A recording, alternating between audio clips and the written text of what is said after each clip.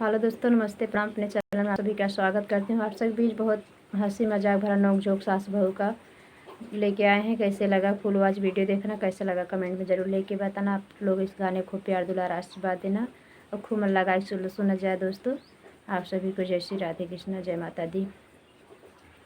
सासु भोरे भोरे, सासु भोरे भोरे हमें जिनी जगावा कर, झगड़ा जिनी मचावा करना। सासु भोरे भोरे हमें जिनी जगावा कर, झगड़ा जिनी मचावा करना। सासु भोरे भोरे, सासु भोरे भोरे हमें जिनी जगावा कर, झगड़ा जिनी मचावा करना। सासु 9 बजे हमके उठावा कर, बरस पकड़ावा करना। सासु 9 बजे, सासु 9 बजे हमके जगावा कर, बरस पकड़ावा करना। सासु चहिया, सासु चहिया बनई के पियावा कर, झगड़ा जिनी मचावा करना। सासु चहिया, सासु चहिया बनई के पियावा कर, झगड़ा जिनी मचावा करना। सासु भोरे भोरे, सासु भोरे भोरे हमें जिनी जगावा कर, झगड़ा जिनी मचावा करना। नाही होए झाड़ू पोछा हमसे कौन और काम, नाही होए झाड़ू पोछा नाही और कौन काम। झाड़ू पोछा, झाड़ू पोछा अपने बिटिया से करावा कर, झगड़ा जिनी मचावा करना।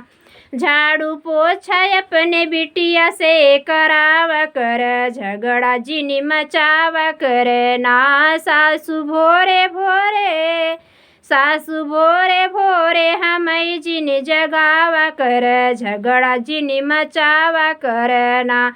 नाही होई है हो काम, नाही बनौबै हम भोजन, नाही होई है हमसे काम, नाही बनौब हम तो रोटी। सासु रोटी दाली चावल सब्जी बनावा कर, झगड़ा जिनी मचावा करना। सासु खाना, सासु खाना तू खुद ही बनावा कर, झगड़ा जिनी मचावा करना। सासु खाना तू खुद ही बनावा कर, झगड़ा जिनी मचावा करना। सासु भोरे भोरे, सासु भोरे भोरे हमें जिनी जगावा कर, झगड़ा जिनी मचावा करना। सासु भोरे भोरे, सासु भोरे भोरे हमें जिनी जगावा कर, झगड़ा जिनी मचावा करना। रहे माई बाबू घरे यदरैतिन किहले कौनो न काम, रहे नैहर कयद रैतिन किहले कौनो न काम। हमसे कामे का, हमसे कामे का कानून न बतावा कर, झगड़ा जिनी मचावा करना। हमसे काम का कानून न बतावा कर, झगड़ा जिनी मचावा करना। सासु भोरे भोरे, सासु भोरे भोरे हमें जिनी जगावा कर, झगड़ा जिनी मचावा करना।